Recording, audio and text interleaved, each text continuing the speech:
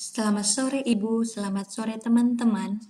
Perkenalkan, nama saya Suster Ilen Anika Sarit Sarumaha SCMM dengan NIM 1020240006. Pada kesempatan kali ini saya akan membagikan kepada kita semua video animasi pembelajaran dengan mata kuliah Biostatistika dengan judul materi skala ukur dalam penelitian. Dosen pengampu adalah Ibu Pemarida Simbolon, SKM, MKes. Daftar isi dari materi tersebut ada 5. Pertama, skala ukur dalam penelitian. Kedua, skala ukur nominal. 3, skala ukur ordinal. 4, skala ukur interval. Dan 5, skala ukur rasio. Skala ukur dalam penelitian. Skala adalah seperangkat nilai atau skor yang ditetapkan kepada subjek, objek, atau tingkah laku dengan tujuan mengukur sifat. Pada umumnya, skala dipergunakan untuk mengukur sikap, persepsi, nilai, dan minat. Skala tidak mengungkapkan keberhasilan atau kegagalan, kekuatan atau kelemahan objek ukur. Skala hanya mengukur seberapa jauh seseorang memiliki ciri atau sifat yang ingin diteliti. Skala pengukuran adalah sebuah acuan yang digunakan untuk menentukan panjang pendeknya interval yang ada dalam satuan alat ukur. Dengan menggunakan skala pengukuran, maka alat ukur yang digunakan akan menghasilkan data kuantitatif. Setelah proses pengukuran yang menghasilkan data kuantitatif yang berupa angka-angka tersebut, barulah kemudian ditentukan analisis statistik yang cocok untuk digunakan. Urutan skala ukur dalam penelitian dari yang terendah hingga tertinggi adalah: yang pertama, skala nominal terendah, hanya membedakan kategori tanpa urutan. Yang kedua, skala ordinal, memiliki urutan kategori tanpa jarak yang pasti. Ketiga, skala interval, memiliki urutan dan jarak yang sama tetapi tidak memiliki nol mutlak. Keempat, skala rasio tertinggi, memiliki urutan jarak sama dan nol mutlak. Skala ukur nominal. Skala nominal merupakan skala pengukuran paling sederhana atau tingkatannya paling rendah di dalam suatu penelitian. Skala nominal digunakan untuk memberi label variabel tanpa nilai kuantitatif apapun. Skala nominal dapat disebut label. Ciri-ciri dari skala nominal adalah: 1. Kategori data bersifat mutually eksklusif. Setiap objek hanya memiliki satu kategori saja. Kedua, kategori data tidak memiliki aturan yang logis. Skala nominal hanya bisa membedakan benda atau peristiwa yang satu dengan yang lainnya berdasarkan nama atau predikat. Skala pengukuran nominal digunakan untuk mengklasifikasi objek, individual, atau kelompok dalam bentuk kategori. Syarat penggunaan skala nominal yaitu: 1. Data hanya dapat dikelompokkan ke dalam kategori yang saling eksklusif, tidak tumpang tindih. Kedua, kategori tidak memiliki urutan atau tingkatan. Ketiga, operasi matematika yang diperbolehkan hanya perhitungan frekuensi atau presentasi. Skala ukur ordinal. Skala ukur ordinal mirip dengan data nominal. Jarak antara setiap kategori tidak dapat dihitung, tetapi kategori dapat diberi peringkat di atas atau di bawah satu sama lain. Skala ordinal mengatur dan mengklasifikasikan objek menurut derajatnya dalam hubungan yang teratur. Skala ordinal yang umum dalam penelitian bisnis meminta responden untuk menilai merek tertentu, misalnya sangat baik, baik, cukup, dan buruk. Penggunaan skala ordinal menyiratkan pernyataan lebih besar dari atau kurang dari tanpa menyatakan jarak tetap seberapa besar atau kurang. Skala ordinal digunakan secara spesifik untuk pemeringkatan dalam sebagian studi penelitian. Skala ordinal dipakai untuk menentukan tingkat persepsi konsumen, preferensi, kepuasan, dan sebagainya. Syarat dalam penggunaan skala ordinal yaitu: 1. Data dapat dikelompokkan ke dalam kategori yang memiliki urutan atau tingkatan. Kedua, jarak antar kategori tidak selalu sama atau tidak dapat diukur secara pasti. Tiga, operasi matematika yang diperbolehkan adalah perhitungan, median, persentil, dan korelasi peringkat.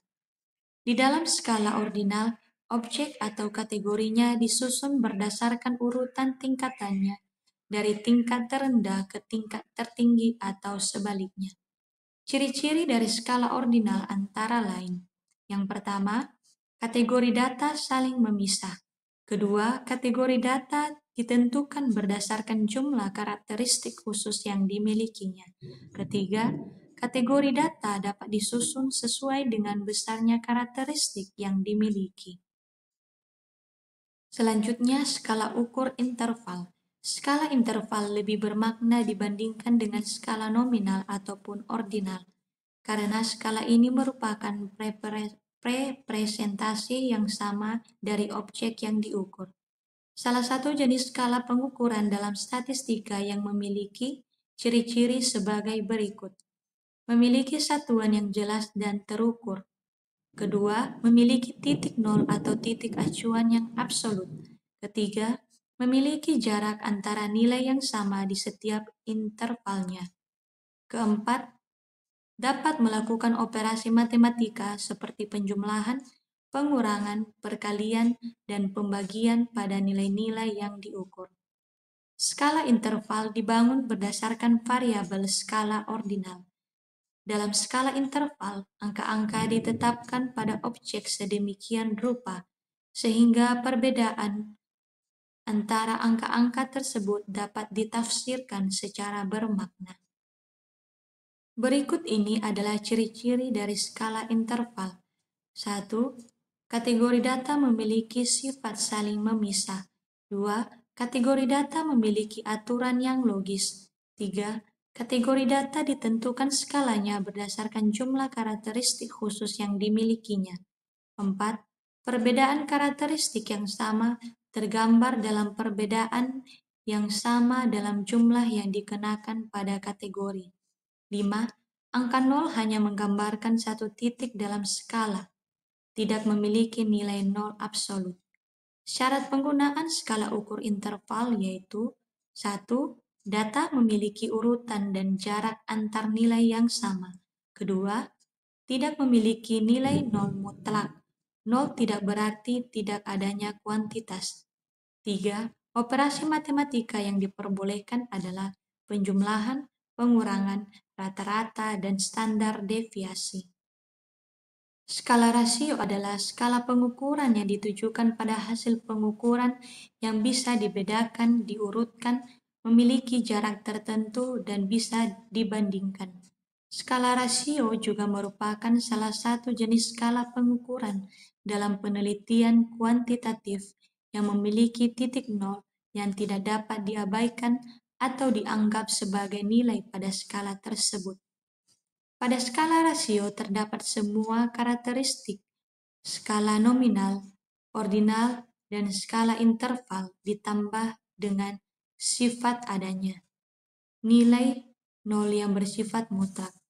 Nilai nol mutlak ini artinya adalah nilai dasar yang tidak bisa diubah meskipun menggunakan data skala yang lain. Syarat penggunaan skala ukur rasio adalah: 1. Memiliki urutan jarak antar nilai yang sama dan nilai nol mutlak. 2. Operasi matematika yang diperbolehkan adalah semua operasi matematika, yaitu penjumlahan, pengurangan, perkalian, dan pembagian. Sekarang masuk kepada contoh kasus. 1. Dalam penelitian tentang kepuasan pasien terhadap layanan rumah sakit, skala penilaian yang digunakan adalah sebagai berikut. 1. Sangat tidak puas, cukup puas, puas, sangat puas. Skala di atas merupakan contoh skala ukur A. Nominal, B. Ordinal, C. Interval, D. Rasio. Jawaban yang benar adalah B. Pembahasannya, skala ordinal digunakan untuk mengurutkan data berdasarkan urutan tertentu, tetapi jarak antara kategori tidak dapat diukur secara pasti. Dalam hal ini, penilaian kepuasan pasien mengurutkan kategori dari sangat tidak puas hingga sangat puas, tetapi jarak antara tiap kategori tidak diketahui. Contoh kasus yang kedua, pengukuran suhu tubuh pasien dengan menggunakan termometer yang mengukur dalam derajat Celcius atau Fahrenheit adalah contoh skala ukur A. Nominal, B. Ordinal, C. Interval, D. Rasio. Jawaban yang benar adalah C. Pembahasannya, skala interval memiliki urutan yang jelas dan jarak antar nilai dapat diukur secara konsisten. Dalam hal ini, suhu tubuh pasien dalam derajat Celcius atau Fahrenheit adalah contoh skala interval karena memiliki jarak yang sama antar nilai, meskipun tidak ada nilai nol mutlak. Contoh kasus yang ketiga adalah dalam penelitian manajemen informasi kesehatan, pengukuran waktu yang dibutuhkan pasien untuk menjalani prosedur medis dalam menit adalah contoh skala ukur 1. Nominal, B. Ordinal, C. Interval, D. Rasio. Jawaban yang benar adalah D. Pembahasannya adalah skala rasio memiliki semua karakteristik skala interval, tetapi dengan adanya nilai nol mutlak yang memungkinkan perbandingan proporsional. Dalam kasus ini, waktu yang dibutuhkan pasien untuk menjalani prosedur medis dalam menit adalah contoh skala rasio, karena ada nilai nol yang berarti tidak ada waktu yang dibutuhkan dan perbandingan waktu antar pasien dapat dihitung dengan rasio. Baik Ibu dan teman-teman semua, demikianlah yang bisa saya paparkan sesuai dengan materi yang tadi saya sebutkan. Saya ucapkan terima kasih, sampai jumpa di sesi berikutnya.